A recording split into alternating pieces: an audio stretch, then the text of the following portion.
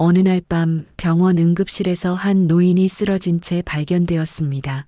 그의 손에는 피 묻은 메모지 한 장이 쥐어져 있었죠. 거기에는 이렇게 적혀 있었습니다. 내 보리를 부탁해. 제발 지켜줘. 그런데 이 보리는 사람이 아니었습니다. 15년을 함께한 황금빛 리트리버였죠. 그날 이후 노인의 집에서는 보리의 울음소리가 완전히 사라졌습니다. 대체 무슨 일이 있었던 걸까요? 그리고 6개월 뒤 그 집 거실에 모인 친척들은 왜 모두 창백한 얼굴로 변호사 앞에 서 있었을까요? 당신의 작은 손길이 제게 큰 힘이 됩니다. 구독과 좋아요로 함께 이야기 길을 걸어주세요. 72세의 박영숙 할머니는 서울 변두리의 작은 빌라 2층에서 살고 있었습니다. 남편은 10년 전에 세상을 떠났고 외동아들은 캐나다로 이민을 간 지 벌써 8년이 흘렀죠. 명절에도 돌아오지 않는 아들 대신 영숙 할머니 곁을 지킨 건 보리뿐이었습니다.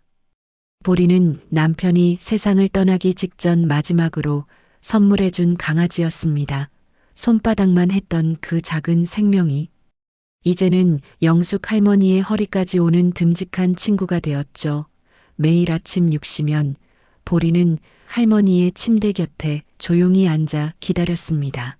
할머니가 눈을 뜨면 꼬리를 살랑살랑 흔들며 인사를 건넸죠. 영숙 할머니는 보리와 함께 공원을 산책하며 하루를 시작했습니다. 단풍나무 아래 벤치에 앉으면 보리는 할머니의 무릎에 턱을 올리고 졸음에 빠지곤 했죠. 그 따스한 온기가 할머니에게는 세상 무엇과도 바꿀 수 없는 위안이었습니다. 할머니는 보리의 부드러운 털을 쓰다듬으며 속삭였고 보리는 마치 알아듣는 것처럼 할머니의 손을 하차주었죠. 이 순간만큼은 할머니도 외롭지 않았습니다. 하지만 영숙 할머니에게는 깊은 걱정이 하나 있었습니다. 자신이 먼저 세상을 떠나면 보리는 어떻게 될까 하는 두려움이었죠. 아들은 개, 알레르기가 있어서 보리를 맡길 수도 없었습니다. 동물보호소에 보내자니 15년을 함께한 가족을 모르는 사람들. 손에 맡긴다는 게 너무나 마음이 아팠습니다. 밤마다 천장을 바라보며 이 생각을 하면 할머니의 가슴은 답답하게 조여왔죠. 그래서 할머니는 큰 결심을 했습니다. 자신의 전 재산을 보리를 위해 쓰겠다고요. 빌라와 예금을 합치면 약 5억 원 정도 되는 재산이었습니다. 보리가 평생 좋은 환경에서 돌봄을 받을 수 있도록 신탁을 만들기로 했죠. 이 결정을 내리기까지 할머니는 몇 달간 고민했습니다. 하지만 보리의 평화로운 잠든 얼굴을 볼 때마다 확신이 들었죠. 할머니는 인터넷을 검색하고 법률 상담소를 찾아다니며 반려동물 신탁에 대해 공부했습니다. 손이 떨려서 키보드를 누르기도 힘들었지만 보리를 생각하면 힘이 났습니다. 밤늦게까지 서류를 검토하던 할머니의 눈에는 결연한 빛이 어려 있었죠. 할머니는 법무사와 상담하고 계약서를 작성하기 시작했습니다. 모든 과정이 복잡하고 어려웠지만 포기하지 않았죠. 보리는 할머니가 서류 작업을 할 때면 언제나 곁에서 새근새근 잠들어 있었습니다. 할머니는 보리의 평화로운 얼굴을 바라보며 미소 지었죠. 이 아이만큼은 끝까지 지켜내겠다는 다짐이 할머니의 가슴속 깊이 자리 잡았습니다. 하지만 이 평화는 곧 산산조각 날 예정이었습니다. 어느 날 할머니는 법무사 사무실에서 나오다가 묘한 시선을 느꼈습니다. 뒤를 돌아보았지만 아무도 없었죠. 하지만 할머니는 알지 못했습니다. 그 순간 자신의 조카가 멀리서 이 모든 것을 지켜보고 있었다는 것을요. 탐욕의 가림자가 할머니와 보리를 향해 서서히 다가오고 있었습니다. 영숙 할머니에게는 조카가 둘 있었습니다. 남편 쪽 조카인 민호와 영이었죠. 민호는 40대 중반의 사업가였는데 사실상 사업이라고 할 것도 없었습니다. 이런저런 투자로 빚만 늘어가고 있었죠. 카드 값이 밀려 독촉 전화가 매일 울렸고 아내는 생활비가 부족하다며 불평을 늘어놓았습니다. 민호의 얼굴에는 늘 초조함과 불안이 가득했죠. 영희는 30대 후반의 전업주부로 명품과 해외여행을 즐기며 사치스러운 생활을 이어가고 있었습니다. 친구들과의 모임에서 뒤처지는 게 싫어서 빚을 내서라도 명품 가방을 사곤 했죠.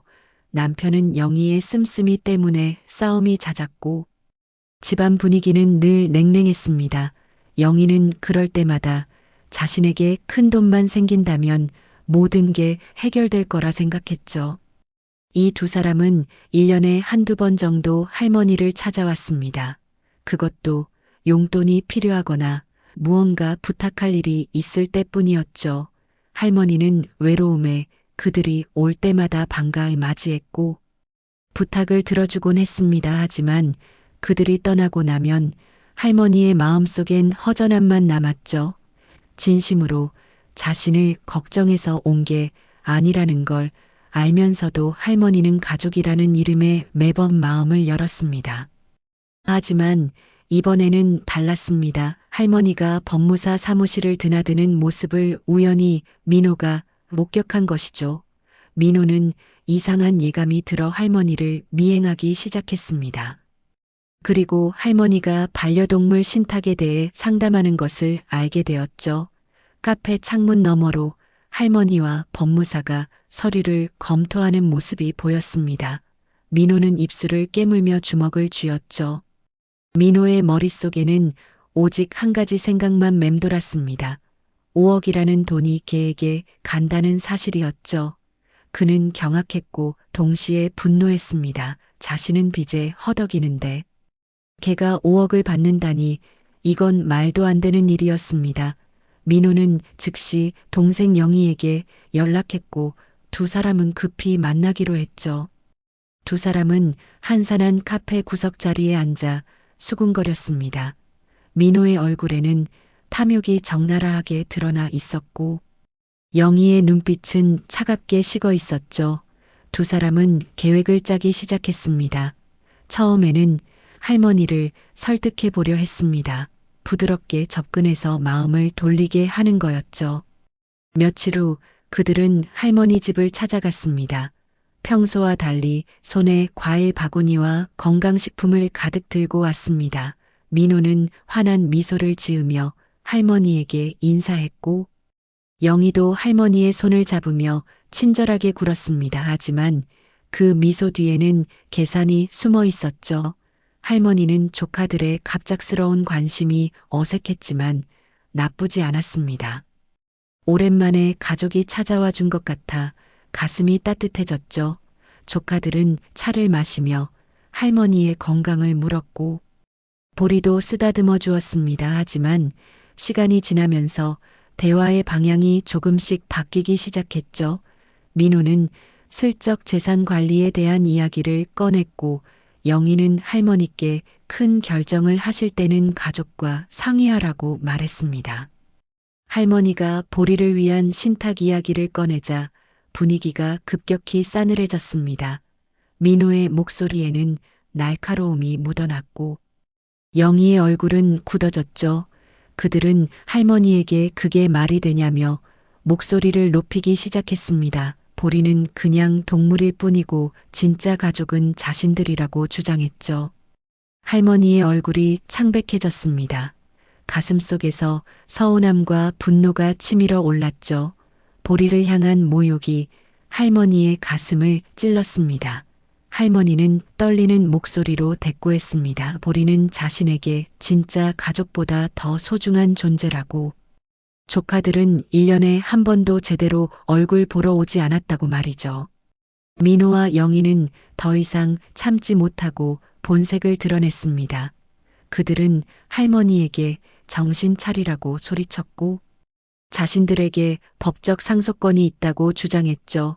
두 사람의 목소리는 점점 커졌고 보리는 겁에 질려 할머니 뒤로 숨었습니다. 할머니는 가슴이 답답하고 숨이 막혔죠. 결국 할머니는 떨리는 손으로 문을 가리키며 두 사람을 내보냈습니다. 민호와 영희는 도끼 어린 눈빛으로 할머니를 쏘아보며 집을 나갔죠. 문이 닫히는 순간 민호는 이를 갈았고 영희는 주먹을 쥐었습니다. 두 사람의 얼굴에는 증오와 탐욕이 뒤섞여 있었죠. 할머니는 문이 닫히자 주저앉아 한참을 울었습니다. 평생을 함께한 가족이 자신을 이렇게 대할 줄은 몰랐습니다. 보리는 할머니 곁으로 다가와 할머니의 눈물을 핫아주었죠. 그 따뜻한 위로가 할머니에게는 유일한 안식이었습니다. 그날 밤 민호와 영희는 다시 만났습니다. 이번에는 더 직접적인 방법을 쓰기로 했죠. 민호의 눈빛이 음험하게 빛났고 영희는 냉소를 지었습니다. 두 사람의 악랄한 계획이 그날 밤부터 시작되었습니다. 민호와 영희는 더 직접적인 방법을 쓰기로 결심했습니다. 먼저 그들은 할머니의 정신 상태를 문제 삼기로 했죠. 치매나 우울증으로 판단 능력이 없다고 주장하면 신탁을 무효화할 수 있을 거라 생각했습니다. 민호는 지인을 통해 돈을 받고 진단서를 써줄 의사를 물색했죠. 민호는 할머니를 병원으로 유인하기 위해 건강검진 쿠폰을 선물로 보냈습니다. 고급스러운 포장지에 정성스럽게 담긴 쿠폰이었죠. 하지만 할머니는 영리했습니다. 조카들의 갑작스러운 호의가 수상하게 느껴졌습니다. 할머니는 그 쿠폰을 사용하지 않았고 대신 평소 다니던 동네 병원에서 건강검진을 받았죠. 동네 병원 원장은 할머니를 20년 넘게 봐온 주치의였습니다. 할머니의 건강 상태를 누구보다 잘 알고 있었죠. 검진 결과 할머니는 나이에 비해 매우 건강했고 정신 상태도 매우 양호했습니다. 할머니는 원장에게 사정을 설명하고 정신 상태가 양호하다는 소견서를 미리 받아두었죠. 할머니의 눈빛에는 조심스러운 경계심이 담겨 있었습니다. 첫 번째 계획이 실패하자 민호와 영희는 좌절감을 느꼈습니다. 하지만 그들은 포기하지 않았죠. 오히려 더 비열한 방법을 사용하기로 했습니다. 바로 보리를 직접 공격하는 것이었습니다. 그들의 논리는 간단했죠. 보리가 없어지면 할머니가 신탁을 만들 이유도 없어진다는 것이었습니다. 어느 날 저녁 민호는 할머니 집 근처를 어슬렁거렸습니다. 검은색 후드를 깊게 눌러쓰고 마스크로 얼굴을 가린 채였죠. 할머니가 보리를 데리고 산책을 나가는 시간을 노린 것이었습니다. 민호는 멀찌감치 떨어져서 할머니와 보리를 따라갔습니다. 심장이 두근거렸지만 탐욕이 두려움을 이겼죠. 공원의 어두운 구석에서 민호는 준비해온 먹이를 꺼냈습니다. 그 안에는 독극물은 아니지만 개에게 심한 설사와 구토를 일으키는 약물이 섞여 있었죠. 민호는 보리가 할머니 곁을 잠시 떠나는 순간을 기다렸습니다. 손에 땀이 났고 호흡이 거칠어졌습니다. 보리가 나무 뒤로 냄새를 맡으러 갔을 때 민호는 재빨리 먹이를 던졌습니다. 하지만 보리는 영리한 개였죠. 15년을 할머니와 함께 살면서 낯선 것에 대한 경계심이 있었습니다. 보리는 먹이에 코를 대더니 이내 낯선 화학 냄새를 감지했죠. 보리는 먹이를 먹지 않았고 오히려 그쪽을 향해 으르렁거리며 경계했습니다. 할머니가 보리의 이상한 행동을 눈치채고 다가왔습니다. 민호는 황급히 나무 뒤로 숨었지만 할머니는 바닥에 떨어진 수상한 먹이를 발견했죠. 할머니는 그것을 조심스럽게 집어들고 냄새를 맡았습니다. 이상한 화학 냄새가 났죠. 할머니의 덩줄기에 소름이 돋았습니다. 누군가 보리를 해치려 한다는 것을 직감했습니다. 할머니의 손이 부들부들 떨렸고 가슴이 쿵쿵거렸죠. 할머니는 보리를 꼭 안아주었습니다. 보리는 할머니의 품에서 안도의 한숨을 내쉬었고 할머니는 보리의 따뜻한 체온을 느끼며 두려움과 분노가 뒤섞인 감정에 휩싸였습니다. 할머니는 그 먹이를 비닐봉지에 조심스럽게 담아 증거로 보관했습니다. 그리고 급히 집으로 돌아왔죠. 그날 밤 할머니는 잠을 이룰 수 없었습니다. 천장을 바라보며 생각했습니다. 이게 정말 조카들의 짓일까 하지만 마음 한구석에서는 이미 알고 있었죠. 조카들이 어디까지 갈 수 있는지를요. 며칠이 지났지만 할머니는 마음을 놓을 수 없었습니다. 보리와의 산책 시간에도 주변을 계속 경계했고 밤에는 보리를 자신의 침실로 데려와 함께 잤습니다. 할머니의 눈가에는 피로가 쌓여갔고 불안감은 날로 커져만 갔죠. 며칠 후 더 끔찍한 일이 벌어졌습니다. 할머니가 장을 보러 나간 사이 영희가 몰래 집에 침입한 것이었죠. 영희는 예비 열쇠를 가지고 있었습니다. 몇 달 전 할머니 집을 방문했을 때 몰래 본뜬 것이었죠. 영희는 조심스럽게 현관문을 열고 집 안으로 들어갔습니다. 영희는 보리가 있는 거실로 들어갔습니다. 보리는 영희를 알아보고 처음에는 꼬리를 흔들었습니다. 하지만 영희의 얼굴에는 평소와 다른 냉정함이 서려 있었죠. 그녀는 준비해온 긴 막대기를 가방에서 꺼내 들었습니다. 손에 힘이 들어갔고 얼굴은 굳어 있었죠. 보리는 본능적으로 뭔가 잘못되었다는 것을 느꼈습니다. 영희에게서 평소와 다른 저기가 느껴졌죠. 보리는 뒷걸음질 치며 소파 뒤로 숨었습니다. 영희가 막대기를 들고 보리에게 다가가려는 바로 그 순간 현관문이 열렸습니다. 할머니가 깜빡 잊은 지갑을 가지러 돌아온 것이었죠. 할머니는 장바구니를 떨어뜨린 채 경악했습니다. 영희가 막대기를 든 채 보리를 향해 서 있었고 보리는 겁에 질려 떨고 있었죠. 할머니의 머릿속이 하얘졌고 심장이 터질 것 같았습니다. 영희는 당황했지만 재빨리 거짓말을 지어냈습니다. 청소를 도와주려고 왔는데 보리가 갑자기 으르렁거려서 막대기로 쫓으려 했다고 둘러댔죠. 하지만 할머니의 눈은 속일 수 없었습니다. 영희의 손에 들린 막대기 보리의 겁에 질린 눈빛 소파 뒤로 숨은 보리의 모습 모든 것이 진실을 말해주고 있었습니다. 할머니의 목소리는 낮았지만 단호했습니다. 당장 나가라고 했죠. 영희는 입술을 깨물며 할머니를 노려보았습니다. 그 눈빛에는 증오와 분노가 가득했죠. 영희는 막대기를 바닥에 집어던지고 집을 나갔습니다. 문이 쾅 닫히는 소리가 집안을 울렸죠. 문이 닫히자 할머니는 주저앉아 보리를 끌어안았습니다. 보리는 할머니 품에서 온몸을 떨고 있었고 할머니의 눈에서는 눈물이 흘러내렸습니다. 할머니의 가슴은 찢어질 듯 아팠고 분노로 온몸이 떨렸죠. 평생을 가족이라 믿었던 사람들이 이토록 잔인할 수 있다는 게 믿기지 않았습니다. 할머니는 보리를 진정시킨 뒤 떨리는 손으로 핸드폰을 꺼냈습니다. 그리고 현관에 설치한 CCTV 영상을 확인했죠. 다행히 영희가 집에 들어오는 장면이 고스란히 녹화되어 있었습니다. 할머니는 이 영상을 조심스럽게 저장했고 외장하드에 백업까지 해두었습니다. 그날 밤 할머니는 일기장을 펼쳤습니다. 그리고 조카들의 모든 행동을 상세히 기록하기 시작했죠. 날짜, 시간, 상황을 빠짐없이 적어 내려갔습니다. 할머니의 손끝에는 결연함이 묻어났고 눈빛에는 더 이상 나약함이 없었습니다. 오직 보리를 지키겠다는 강한 의지만이 남아 있었죠. 민호와 영희는 점점 더 대담해졌습니다. 직접적인 방법들이 실패하자 이번에는 더 교묘한 수법을 사용하기로 했죠. 바로 할머니의 명의를 도용해서 재산을 빼돌리는 것이었습니다. 이제 그들에게는 양심의 가책 같은 건 남아 있지 않았죠.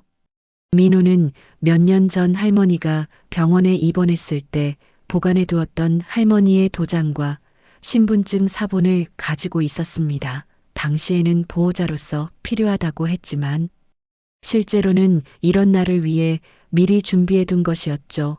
민호는 그것들을 금고에 소중히 보관해 왔습니다. 민호는 전문 위조범을 통해 할머니의 서명을 완벽하게 재현했습니다. 수십 번의 연습 끝에 할머니의 글씨체를 거의 완벽하게 모방할 수 있게 되었죠. 그리고 부동산 중개소를 찾아가 할머니의 빌라를 담보로 대출을 받으려 했습니다. 3억 원이라는 거금이었죠. 민호는 중개소에 들어가며 자신만만한 표정을 지었습니다.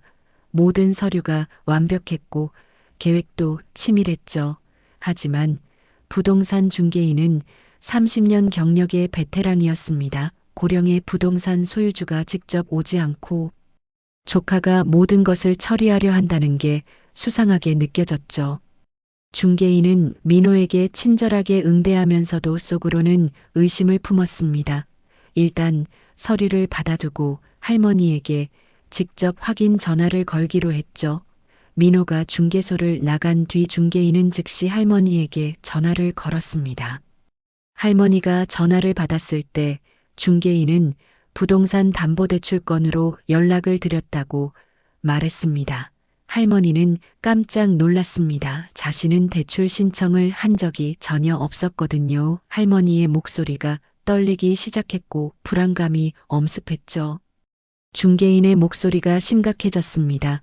명예 도용일 가능성이 높으니 지금 당장 경찰에 신고하는 게 좋겠다고 조언했죠. 할머니는 전화를 끊고 한동안 멍하니 앉아 있었습니다. 온몸이 떨렸고 분노와 배신감이 몸속을 휘감았습니다. 조카들이 여기까지 할 줄은 정말 몰랐습니다. 할머니는 보리를 보며 깊은 한숨을 내쉬었습니다. 보리는 할머니의 불안을 감지하고 곁으로 다가와 머리를 할머니의 무릎에 올렸죠. 그 따뜻한 온기가 할머니에게 용기를 주었습니다. 할머니는 떨리는 손으로 외투를 걸치고 즉시 경찰서로 향했습니다. 경찰서에서 할머니는 명예도용 피해 신고를 접수했습니다. 담당 형사는 50대 중반의 경험 많은 베테랑이었죠. 형사는 할머니의 이야기를 들으며 안타까운 표정으로 고개를 저었습니다. 요즘 이런 가족 간 범죄가 정말 많다고 했습니다. 특히 고령자분들이 타깃이 되는 경우가 많다고 덧붙였죠. 형사는 친절하게 조언했습니다. 모든 금융거래 내역을 확인하고 CCTV 영상과 녹음 파일 등 증거를 최대한 확보하라고 했죠. 할머니는 형사의 말을 하나하나 메모했습니다. 손이 떨려서 글씨가 제대로 써지지 않았지만 꾹꾹 눌러가며 적어 내려갔습니다. 집으로 돌아온 할머니는 곧바로 은행에 연락해 모든 계좌의 거래 내역을 요청했습니다. 그리고 팩스로 받은 거래 내역서를 보는 순간 할머니는 충격에 휩싸였죠. 지난 3개월 동안 할머니 명의로 소액의 돈이 여러 차례 인출되어 있었습니다. 총 800만 원 정도였습니다. 할머니는 그 거래를 한 적이 전혀 없었습니다. 손이 부들부들 떨렸고 눈앞이 캄캄해졌죠. 은행에 문의하니 할머니의 통장과 도장으로 인출된 것이 맞다고 했습니다. 민호가 몰래 가져간 도장으로 이미 여러 차례 돈을 빼돌린 것이었죠. 아마도 대출 신청 전에 미리 연습 삼아 소액을 인출해 본 것 같았습니다. 할머니는 더 이상 참을 수 없었습니다. 손이 부들부들 떨렸고 가슴이 터질 것 같았죠. 평생 믿고 살아온 가족이 자신을 이렇게 배신할 줄은 꿈에도 몰랐습니다. 눈물이 주르르 흘러내렸고 숨이 막혔습니다. 할머니는 소파에 주저앉아 한참을 울었죠. 보리는 할머니가 우는 모습을 보고 곁으로 다가왔습니다. 할머니를 안고 한참을 울었죠.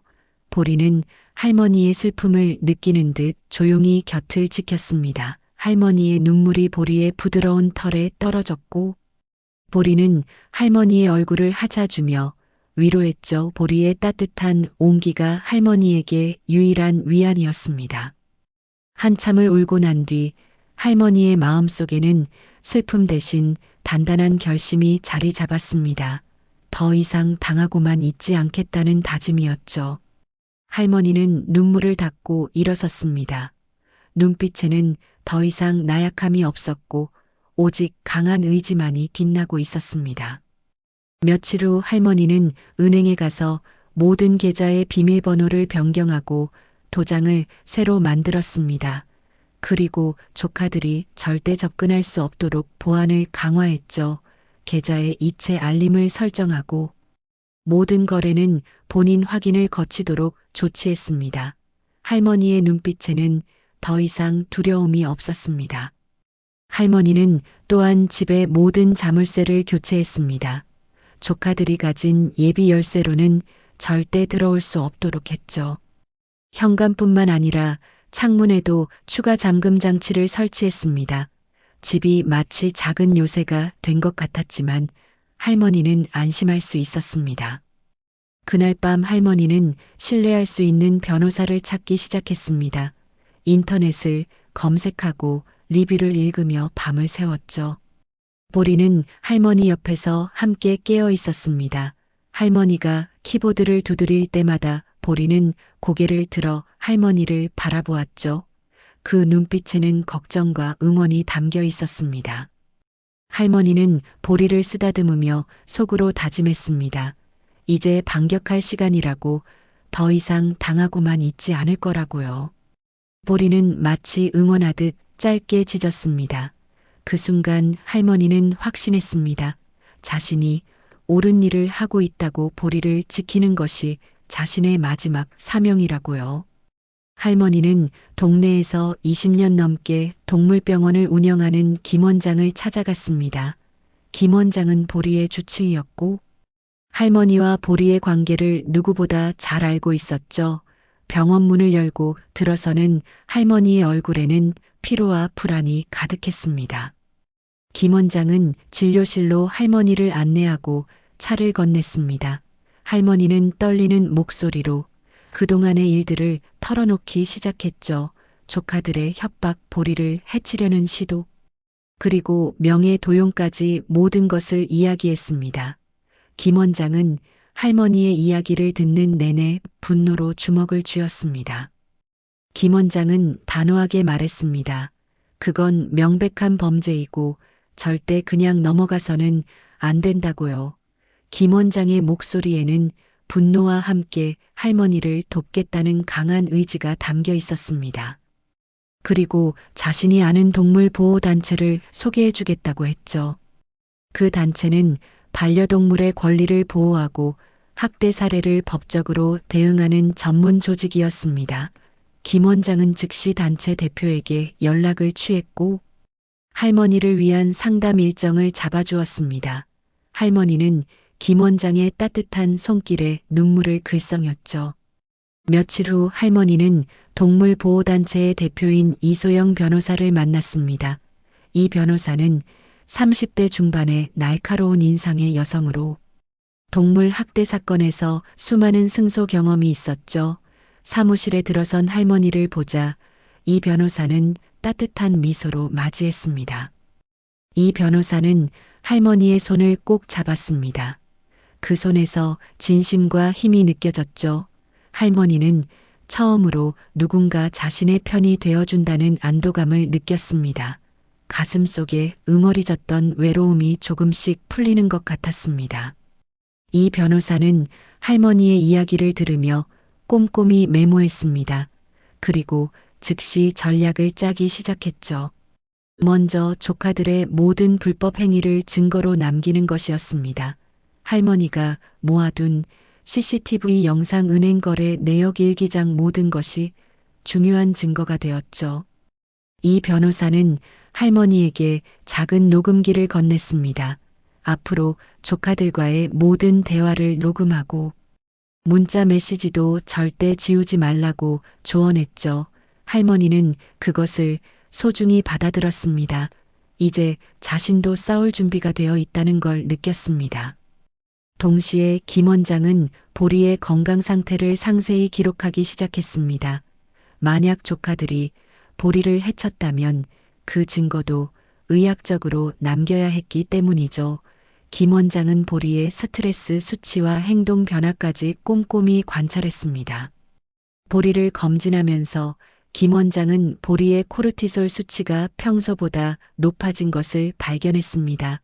스트레스를 많이 받고 있다는 증거였죠. 김 원장은 모든 것을 상세히 기록하고 사진과 함께 보관했습니다. 보리의 머리를 쓰다듬으며 김 원장은 속으로 다짐했죠. 할머니는 또한 신뢰할 수 있는 증인도 확보했습니다. 아파트 경비원 김 씨는 몇 번이나 수상한 조카들의 행동을 목격했었죠. 할머니가 사정을 설명하자 김 씨는 기꺼이 증언하겠다고 나섰습니다. 그는 민호가 할머니 집 주변을 배회하던 것과 영희가 몰래 집에 들어가는 것을 본 적이 있었습니다. 이웃집 박 여사도 할머니의 편이 되어 주었습니다. 박 여사는 조카들이 할머니 집에서 큰 소리로 싸우는 것을 들었다고 증언했죠. 할머니 주변에는 조금씩 든든한 동맹이 형성되고 있었습니다. 이 변호사는 할머니에게 법적 절차를 자세히 설명했습니다. 먼저 명예도용에 대한 형사고소를 진행하고 동시에 보리를 위한 신탁 절차도 완료할 예정이었죠. 그리고 조카들의 접근 금지 가처분 신청도 함께 진행하기로 했습니다. 할머니는 이 변호사의 설명을 들으며 고개를 끄덕였습니다. 모든 과정이 복잡하고 어려워 보였지만 이제는 혼자가 아니었죠. 할머니의 눈빛에는 희망이 다시 살아나고 있었습니다. 며칠 후 이 변호사는 할머니와 함께 공증사무소를 방문했습니다. 보리를 위한 신탁 계약서를 정식으로 작성하기 위해서였죠. 계약서에는 보리의 생활비, 의료비, 그리고 보리가 세상을 떠난 후의 재산 처리까지 모든 것이 상세히 명시되었습니다. 신탁의 수탁자로는 김 원장과 이 변호사가 공동으로 지정되었습니다. 두 사람 모두 할머니가 믿을 수 있는 사람들이었죠. 만약 할머니에게 무슨 일이 생기면 이들이 보리를 평생 책임지고 돌보기로 했습니다. 계약서에 마지막 서명을 하는 순간 할머니의 눈에서 눈물이 흘러내렸습니다. 하지만 이번에는 슬픔의 눈물이 아니었죠. 안도와 감사의 눈물이었습니다. 이제 보리의 미래는 안전하게 지켜질 것이었습니다. 그날 밤 할머니는 보리를 안고 한참을 그렇게 앉아 있었습니다. 보리는 할머니의 품에서 편안하게 잠들어 있었고 할머니는 보리의 규칙적인 숨소리를 들으며 평온함을 느꼈죠. 할머니의 가슴 속에는 이제 두려움 대신 강한 결의가 자리 잡고 있었습니다. 이 변호사의 조언에 따라 할머니는 모든 것을 기록하기 시작했습니다. 조카들과의 통화는 모두 녹음했고 문자 메시지는 스크린샷을 찍어 따로 보관했죠. 일기장에는 매일매일의 사건을 시간 순서대로 상세히 적어 내려갔습니다. 민호와 영희는 명예도용 시도가 실패한 후 더욱 조급해졌습니다. 그들은 할머니에게 협박성 문자를 보내기 시작했죠. 민호는 할머니가 고집을 부리면 요양원에 보내버리겠다고 위협했고 영희는 보리를 보호소에 맡기라고 강요했습니다. 하지만 이 모든 것이 증거로 쌓여갔습니다. 할머니는 협박 문자를 받을 때마다 먼저 스크린샷을 찍고 변호사에게 전송했죠. 변호사는 그것들을 체계적으로 정리하며 소송 자료를 준비했습니다. 어느 날 밤 민호가 술에 취해 할머니에게 전화를 걸어왔습니다. 민호는 감정이 격해진 상태에서 할머니를 욕하고 보리를 죽여버리겠다고 협박했죠. 할머니는 떨리는 손으로 녹음 버튼을 눌렀고 민호의 협박을 모두 녹음했습니다. 녹음을 들은 이 변호사는 이것이 결정적 증거가 될 것이라고 말했습니다. 명확한 협박과 살해 위협이 담긴 녹음 파일이었죠. 이 변호사는 이 녹음을 경찰에 제출하고 민호에 대한 추가 고소를 진행했습니다. 한편 김 원장은 보리의 건강 상태 변화를 계속 모니터링했습니다. 보리는 조카들의 위협 이후로 불안 증세를 보이기 시작했죠. 낯선 사람만 봐도 짖고 밤에는 자주 깨어나 주변을 경계했습니다. 식욕도 떨어졌고 털에서 광택이 사라졌죠. 김 원장은 이 모든 변화를 의학적으로 기록했습니다. 사진과 혈액 검사 결과, 행동 관찰 일지까지 상세히 작성했죠. 이것은 보리가 정신적 학대를 받았다는 명확한 증거였습니다. 동물 학대죄로 조카들을 고소하는데 중요한 자료가 될 것이었습니다. 이웃들도 하나둘 증언을 해주기 시작했습니다. 맞은편에 사는 이 씨는 영희가 할머니 집 창문으로 몰래 안을 들여다보는 것을 목격했다고 진술했죠. 1층에 사는 최 씨는 민호가 밤늦게 할머니 집 주변을 배회하는 것을 여러 번 봤다고 했습니다. 할머니는 이 모든 증언을 정리하며 조카들의 범죄 패턴이 명확해지는 것을 느꼈습니다. 그들은 체계적으로 할머니를 괴롭히고 재산을 가로채려 했던 것이죠. 할머니의 가슴 속에는 분노와 함께 슬픔도 밀려왔습니다. 어떻게 가족이 이럴 수 있을까 하는 배신감이었죠. 하지만 할머니는 주저앉지 않았습니다. 오히려 더 철저하게 증거를 모았죠. 은행에서 받은 거래 내역서를 분석하며 민호가 언제 얼마를 빼돌렸는지 정확히 파악했습니다. 부동산 중개소에서는 민호가 제출한 위조 서류 사본을 받아냈죠. 이 변호사는 이 모든 증거를 바탕으로 소장을 작성했습니다. 형사 고소장에는 명예 도용 협박, 동물 학대 시도 등이 명시되었고 민사 소송에는 재산 침해와 정신적 피해에 대한 손해배상 청구가 포함되었습니다. 또한 이 변호사는 법원에 접근 금지 가처분 신청을 했습니다. 조카들이 할머니와 보리에게 500m 이내로 접근하지 못하도록 하는 명령이었죠.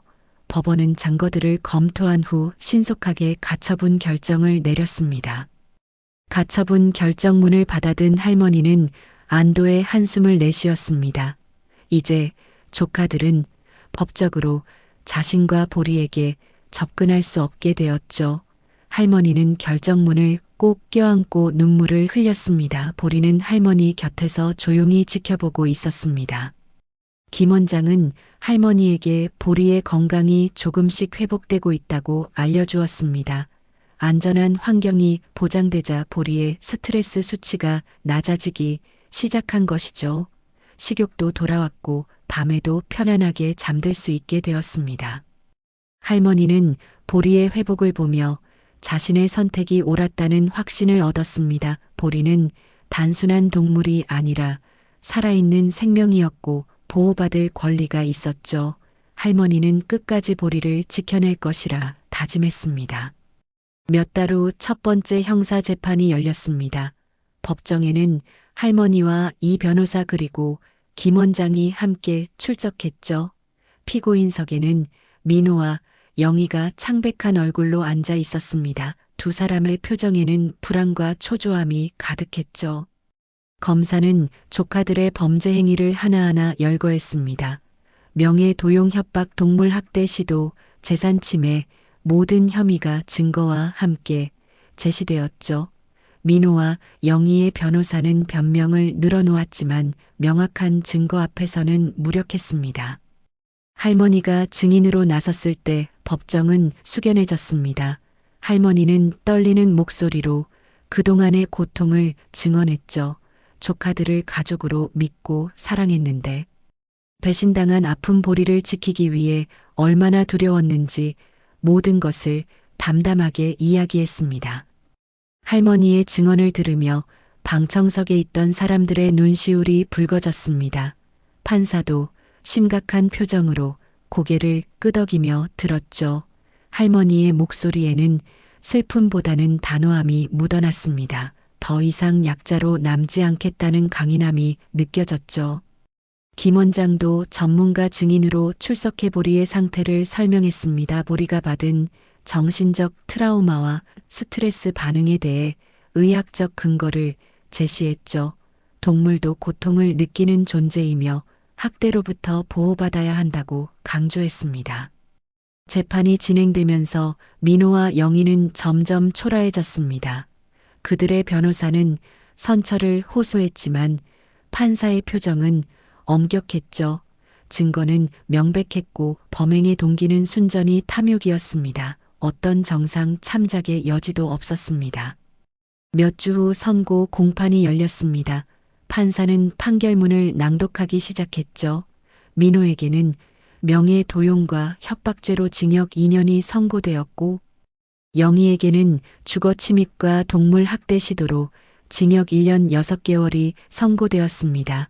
두 사람 모두 법정 구속되었죠. 또한 판사는 두 사람에게 할머니에게 정신적 피해에 대한 손해배상금 5천만 원을 지급하라고 명령했습니다. 그리고 향후 할머니와 보리에게 일체 접근하지 말 것을 강력히 경고했죠. 판결이 내려지자 민호와 영희는 고개를 떨구었습니다. 그들의 얼굴에는 후회와 절망이 가득했죠. 하지만 이미 늦었습니다. 탐욕이 불러온 대가는 너무나 컸습니다. 할머니는 판결을 듣고 깊은 한숨을 내쉬었습니다. 기쁨보다는 복잡한 감정이 밀려왔죠. 가족이었던 사람들이 결국 이렇게 끝나다니 가슴 한편이 아팠습니다. 하지만 동시에 정의가 실현되었다는 안도감도 느꼈죠. 법정을 나서는 할머니를 이 변호사와 김 원장이 부축했습니다. 할머니의 눈에서는 눈물이 흘러내렸지만 그 눈빛은 단단했죠. 할머니는 보리를 지켜냈습니다. 그리고 자신의 존엄도 지켜냈습니다. 한편 민사재판도 할머니에게 유리하게 진행되었습니다. 조카들은 할머니에게 빼돌린 800만 원을 즉시 반환하라는 명령을 받았죠. 또한 할머니의 재산에 대한 모든 권리를 포기한다는 각서를 작성해야 했습니다. 이 모든 법적 절차가 마무리되자 할머니는 비로소 평화를 찾을 수 있었습니다. 조카들은 더 이상 위협이 되지 않았고 보리는 안전하게 보호받게 되었죠. 할머니의 신탁도 법적으로 완벽하게 성립되었습니다. 집으로 돌아온 할머니는 보리를 꼭 안아주었습니다. 보리는 할머니의 품에서 행복하게 꼬리를 흔들었죠. 이 모든 싸움은 보리를 위한 것이었고 할머니는 해냈습니다. 보리의 따뜻한 눈빛이 할머니에게 최고의 보상이었죠. 그날 밤 할머니는 오랜만에 편안하게 잠들 수 있었습니다. 악몽도 없었고 불안함도 없었죠. 보리는 할머니의 침대 옆에서 새근새근 잠들어 있었습니다. 할머니는 보리의 규칙적인 숨소리를 들으며 평온함을 느꼈죠. 몇 달이 흐른 후 할머니의 삶은 완전히 달라져 있었습니다. 이제 더 이상 조카들의 위협을 걱정할 필요가 없었죠. 보리를 위한 신탁은 완벽하게 설정되었고 모든 법적 절차가 마무리되었습니다. 할머니는 비로소 마음의 평화를 찾았습니다. 할머니는 동물보호단체의 자원봉사자로 활동하기 시작했습니다. 자신과 같은 처지에 있는 다른 고령의 반려인들을 돕고 싶었죠. 이 변호사와 함께 반려동물 권리 보호 캠페인에도 참여했습니다. 할머니의 이야기는 많은 사람들에게 감동을 주었습니다. 할머니는 지역 커뮤니티 센터에서 강연을 하기도 했습니다. 고령의 반려인들이 재산 관리와 법적 보호에 대해 알아야 할 것들을 나눴죠. 많은 어르신들이 할머니의 경험담을 듣고 눈물을 흘렸습니다. 그리고 용기를 얻었죠. 할머니의 이야기는 신문과 방송에도 보도되었습니다. 반려동물을 가족으로 여기는 사회적 분위기 속에서 할머니의 용기 있는 행동은 많은 이들에게 귀감이 되었죠. 할머니는 인터뷰에서 담담하게 말했습니다. 보리는 자신의 가족이고 가족을 지키는 것은 당연한 일이라고요. 김 원장의 동물병원에는 할머니와 보리의 사진이 걸렸습니다. 용기 있는 반려인상을 받은 기념 사진이었죠. 많은 보호자들이 그 사진을 보며 감동받았고 자신의 반려동물을 더욱 소중히 여기게 되었습니다. 할머니는 또한 법무사와 함께 반려동물 신탁 안내 책자를 만들었습니다. 혼자 사는 고령의 반려인들이 쉽게 이해할 수 있도록 친절하게 설명된 책자였죠. 이 책자는 동물병원과 커뮤니티 센터에 비치되어 많은 사람들에게 도움을 주었습니다. 보리는 이제 완전히 건강을 회복했습니다. 털에는 다시 윤기가 흐르고 눈빛은 밝고 행복해 보였죠. 매일 아침 할머니와 함께 공원을 산책하며 평화로운 시간을 보냈습니다. 다른 강아지들과도 즐겁게 어울리며 뛰어놀았습니다. 공원에서 할머니는 다른 반려인들과도 친구가 되었습니다. 같은 처지의 어르신들과 이야기를 나누며 서로를 위로하고 격려했죠. 할머니는 더 이상 외롭지 않았습니다. 보리와 함께, 그리고 새로운 친구들과 함께 행복한 나날을 보냈습니다. 할머니의 집에는 이제 웃음소리가 가득했습니다. 이 변호사와 김 원장이 종종 방문해 차를 마시며 이야기를 나눴죠. 할머니는 그들을 진짜 가족처럼 여겼습니다. 피는 물보다 진하다는 말이 있지만 진정한 가족은 피가 아니라 마음으로 이어진다는 것을 할머니는 깨달았습니다. 어느 날 저녁 할머니는 보리와 함께 베란다에 앉아 노을을 바라보았습니다. 하늘은 황금빛과 주홍빛으로 물들어 있었고 바람은 부드럽게 불었죠. 보리는 할머니의 무릎에 턱을 괴고 편안하게 눈을 감았습니다. 할머니는 보리의 머리를 쓰다듬으며 지난 시간들을 떠올렸습니다. 힘들고 두려웠던 순간들, 분노와 배신감으로 괴로웠던 밤들, 하지만 그 모든 것을 이겨냈습니다. 보리를 지켜냈고 자신의 존엄도 지켜냈죠. 할머니의 가슴 속에는 이제 평화가 자리 잡고 있었습니다. 미래에 대한 불안도 없었고 과거에 대한 원망도 없었죠. 지금 이 순간 보리와 함께하는 시간이 가장 소중했습니다. 할머니는 깊은 감사함을 느꼈습니다. 보리는 할머니의 손길에 편안하게 몸을 맡기고 있었습니다. 할머니와 보리 사이에는 말이 필요 없었죠. 15년을 함께 살아온 두 존재는 서로의 마음을 완벽하게 이해하고 있었습니다. 이것이 진정한 가족의 모습이었습니다. 할머니는 하늘을 올려다보며 돌아가신 남편을 떠올렸습니다. 당신이 남겨준 보리 덕분에 이렇게 행복하게 살고 있다고 속으로 말했죠. 남편도 하늘에서 흐뭇하게 미소 짓고 있을 것 같았습니다. 그날 밤 할머니는 일기장에 마지막 장을 적었습니다. 힘든 싸움이었지만 후회는 없다고 보리를 지킨 것이 자신의 인생에서 가장 의미 있는 일이었다고 적었죠. 그리고 마지막 문장에는 이렇게 썼습니다. 사랑하는 존재를 지키는 것이야말로 진정한 용기라고요. 할머니는 일기장을 덮고 보리를 바라보았습니다. 보리는 할머니를 올려다보며 꼬리를 살랑살랑 흔들었죠. 그 눈빛에는 무한한 신뢰와 사랑이 담겨 있었습니다. 할머니는 보리를 꼭 안아주었습니다. 세상은 때로 냉혹하고 배신으로 가득할 수 있습니다. 하지만 진정한 사랑과 용기가 있다면 어떤 어려움도 이겨낼 수 있다는 것을 할머니는 증명했죠. 그리고 그 사랑은 보리라는 작은 생명을 향한 것이었습니다. 이제 할머니와 보리는 평화로운 나날을 보내고 있습니다. 아침마다 함께 산책을 나가고 저녁이면 함께 노을을 바라봅니다. 할머니의 웃음소리와 보리의 짖는 소리가 작은 집을 가득 채우고 있죠. 할머니의 이야기는 많은 사람들에게 울림을 주었습니다. 반려동물은 단순한 동물이 아니라 가족이며 그들을 지킬 권리와 의무가 우리에게 있다는 메시지를 전했죠. 그리고 나이가 들었다고 해서 약자로 남아야 하는 것은 아니라는 것도요. 민호와 영희는 감옥에서 자신들의 탐욕을 후회하고 있었습니다. 재산을 얻으려다 모든 것을 잃었죠. 가족도 명예도 자유도 모두 잃었습니다. 그들은 비로소 깨달았습니다. 돈보다 소중한 것이 세상에는 많다는 것을요. 하지만 할머니는 그들을 용서했습니다. 미움을 마음에 담고 사는 것은 자신을 해치는 일이라는 것을 알았기 때문이죠. 할머니는 그저 보리와 함께 남은 시간을 행복하게 보내는 데 집중했습니다. 김 원장은 계속해서 보리의 건강을 돌봤고 이 변호사는 할머니의 법적 권리를 보호했습니다.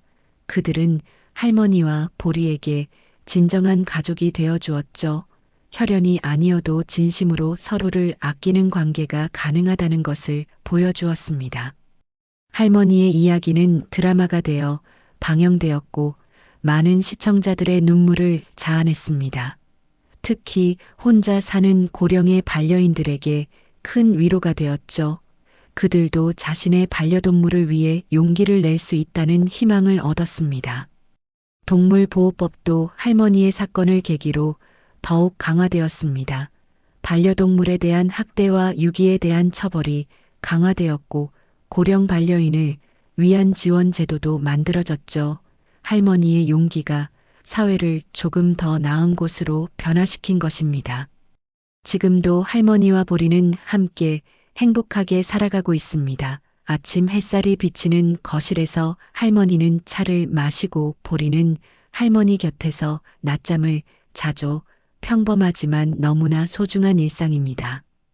할머니는 이제 두렵지 않습니다. 자신이 먼저 세상을 떠나도 보리는 안전하게 보호받을 것이라는 확신이 있기 때문이죠. 신탁은 완벽하게 설정되었고 믿을 수 있는 사람들이 보리를 돌볼 것입니다. 하지만 할머니는 아직 보리와 함께할 시간이 많이 남아있기를 바랍니다. 매일 아침 보리의 따뜻한 인사를 받고 싶고 매일 저녁 보리와 함께 산책하고 싶습니다. 그 소박한 행복이 할머니에게는 전부입니다. 보리도 할머니를 사랑합니다. 보리에게 할머니는 세상의 전부죠. 할머니의 따뜻한 손길, 부드러운 목소리, 그리고 변함없는 사랑. 보리는 그 모든 것에 감사하며 할머니 곁을 지킵니다. 어느 봄날 오후 할머니와 보리는 공원 벤치에 앉아 있었습니다. 벚꽃잎이 바람에 날려 눈처럼 떨어지고 있었죠. 할머니는 보리의 머리를 쓰다듬으며 미소 지었습니다. 보리는 꼬리를 흔들며 할머니를 바라보았죠. 그 순간 할머니는 깨달았습니다. 인생에서 가장 중요한 것은 사랑하는 존재를 지키는 용기라는 것을 말이죠. 그 사랑이 사람을 향한 것이든 동물을 향한 것이든 상관없었습니다. 진심으로 사랑하고 끝까지 지켜내는 것, 그것이 진정한 가족의 의미였습니다. 할머니의 이야기는 이렇게 끝이 납니다. 하지만 할머니와 보리의 행복한 나날은 계속되고 있죠. 그들의 이야기는 많은 사람들에게 울림을 주었고 세상을 조금 더 따뜻한 곳으로 만들었습니다. 탐욕의 눈먼이들은 결국 모든 것을 잃었지만 사랑으로 싸운 할머니는 모든 것을 지켜냈습니다. 이것이 진정한 승리였고 진정한 복수였습니다. 사랑이 미움을 이기고 용기가 탐욕을 이긴 것이죠. 그리고 오늘도 어디선가 할머니와 보리는 함께 산책을 하며 행복한 시간을 보내고 있을 것입니다. 서로를 바라보는 그들의 눈빛에는 변함없는 사랑과 신뢰가 가득할 것입니다. 그것이 바로 진정한 가족의 모습입니다. 이 이야기가 여러분에게 전하고 싶은 메시지는 명확합니다. 나이가 들었다고 약자로 남을 필요는 없다는 것, 사랑하는 존재를 지키기 위해서는 용기를 내야 한다는 것, 그리고 진정한 가족은 혈연이 아니라 마음으로 이어진다는 것입니다. 할머니는 72세의 나이에도 불구하고 당당히 싸웠고 이겼습니다.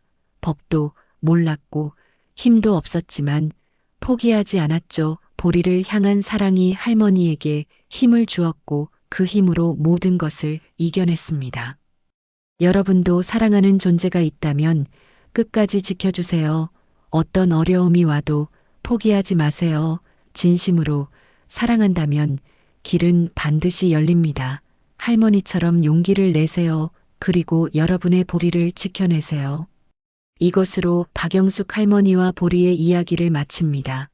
그들의 용기와 사랑이 여러분의 마음속에도 작은 씨앗을 심어주기를 바랍니다. 감사합니다.